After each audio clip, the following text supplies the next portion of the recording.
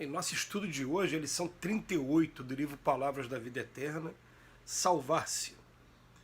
Palavra fiel é esta e digna de toda aceitação, que Cristo Jesus veio ao mundo para salvar os pecadores. Paulo, na primeira epístola a Timóteo, capítulo 1, versículo 15. É digna de nota a afirmativa do apóstolo asseverando que Jesus veio ao mundo salvar os pecadores, para reconhecermos que salvar não significa arrebatar os filhos de Deus à lama da terra para que fulgure de imediato entre os anjos do céu. Assinalemos que logo após a passagem do Senhor entre as criaturas, a fisionomia íntima dos homens de modo geral era a mesma do tempo em que lhe antecederam a vinda gloriosa. Mantinha-se os romanos do galope da conquista do poder, os judeus permaneciam algemados a racismo infeliz, os egípcios desciam à decadência, os gregos demoravam-se sorridentes e impassíveis em sua filosofia recamada de dúvidas e prazeres. Os senhores continuavam senhores, os escravos prosseguiam escravos. Todavia, o espírito humano sofrera profundas alterações. As criaturas, ao toque do exemplo e da palavra do Cristo, acordavam para a verdadeira fraternidade e a redenção por chama divina começou a clarear os obscuros caminhos da terra, renovando o semblante moral dos povos. Salvar-se, pois, não será subir ao céu com as alparcas do favoritismo religioso, mas sim converter-se ao trabalho incessante do bem para que o mal se extinga no mundo. Salvou-nos o Cristo, ensinando-nos como erguer-nos da treva para a luz. Salvar é, portanto, levantar, iluminar, ajudar e enobrecer. E salvar-se é educar-se alguém para educar os outros. Hoje Emmanuel vem mexer com alguns dogmas de alguns companheiros de outras religiões, porque não é raro, é muito comum até você encontrar religiões que acreditam que a salvação vai ser o Cristo vindo pessoalmente aqui à Terra, demonstrando seu poder, né, e arrebatando aqueles que são seus filhos prediletos. E para esse acontecimento, pregam inclusive que só serão arrebatados aqueles que estiverem dentro da fileira da fé, ali dentro daquela religião, frequentando aquela religião, né, colaborando com os dízimos, participando ativamente das atividades do local. E hoje Emmanuel vem dizer para a gente assim, ó, primeiro, vamos lá. Paulo de Tarso fala na primeira epístola a Timóteo. Jesus veio ao mundo para salvar os pecadores. E logo no primeiro parágrafo ele fala, salvar não significa arrebatar os filhos de Deus da lama da terra para que fulgure de imediato entre os anjos do céu, não. Não é isso que é salvar, não. Então ele vem falar para a gente que, na verdade, salvar significa levantar, iluminar, ajudar e enobrecer. Salvar-se é educar-se alguém para educar os outros. E até ele vem dizendo que salvar não será subir ao céu com as alpacas do favoritismo religioso. Vamos entender isso aqui com calma, né? E todas as vezes que mexe com esses assuntos de fé, a gente vai encontrar resistência e vai ter que ter um respeito muito grande por todos, porque a partir do momento que você desrespeita a religião de uma pessoa, você está desrespeitando aquilo que ela traz de mais importante, aquilo como é a base da vida dele. Então a gente tem que ter um respeito muito grande, mas também não pode se eximir de expressar uma opinião, de expressar um raciocínio, para que todos nós possamos meditar, porque todos nós aqui na Terra somos aprendizes, e como o próprio Paulo de Tarso falou, a gente agora está vendo em parte, mas vai ter uma hora que a gente vai ver face a face, vai ver por completo. O que acontece? Nós viemos para cá, para o mundo. Chega aqui no mundo, todo mundo espírita ainda muito imperfeito. O mundo, como grande escola que é, nós somos matriculados nessas salas de aula, que são nossas famílias e as sociedades que a gente está inserido, para que a gente possa desenvolver nossa vida social, nossa vida profissional e também a vida religiosa. São as salas de aula que a gente tem aqui.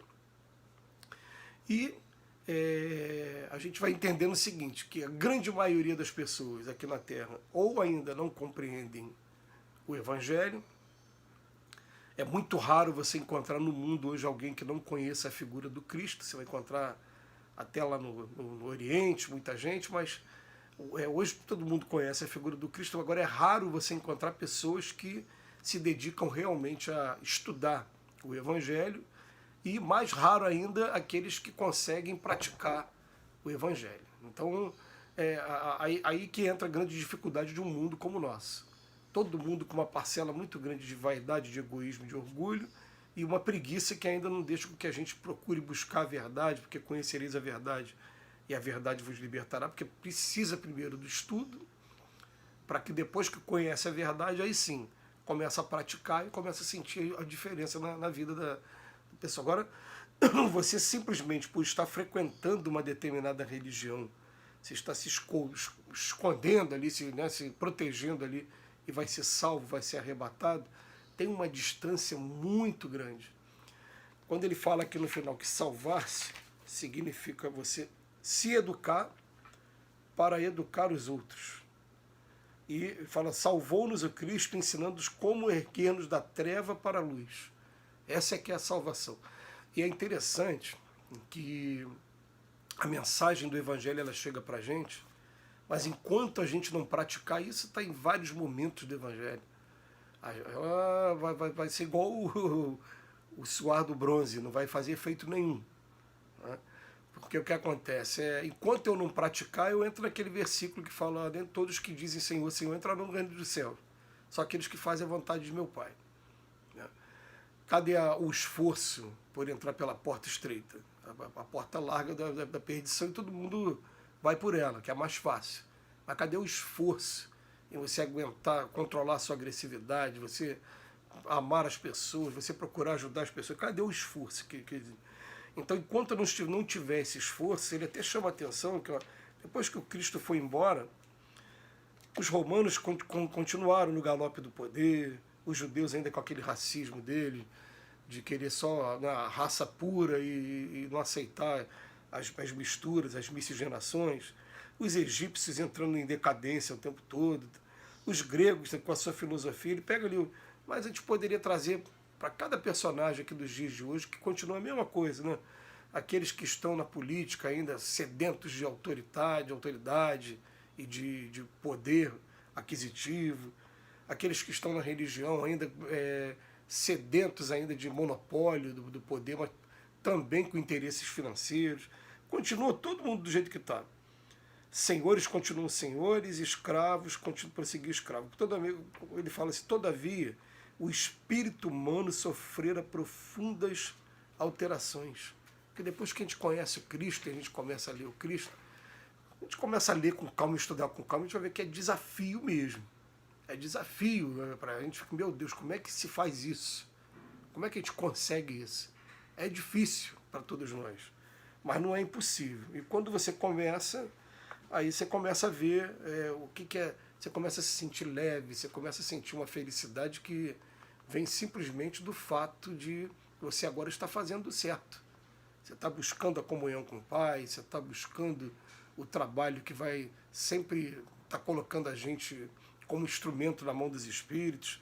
E isso, mesmo que a gente se sinta incomodado ainda pelos nossos defeitos e pela extensão do trabalho que se tem a fazer, você sente uma paz dentro de você, porque agora você está cumprindo a função exata. A gente lembra o seguinte, gente, lembra que a escola, o professor, quando ele é professor, por exemplo, do primeiro ano, os alunos vão passar para o segundo ano e no ano seguinte ele vai receber novos alunos que vão estar fazendo o primeiro ano, começando o aprendizado todo de novo. O nosso mundo é exatamente da mesma maneira. Tem espíritos evoluindo e indo embora para outras moradas mais bem-aventuradas, e tem gente chegando da retaguarda também. Então a função aqui da Terra vai ser sempre igual à do professor. É claro, mesmo a exceção é só quando tiver em momentos de regeneração, igual está acontecendo agora.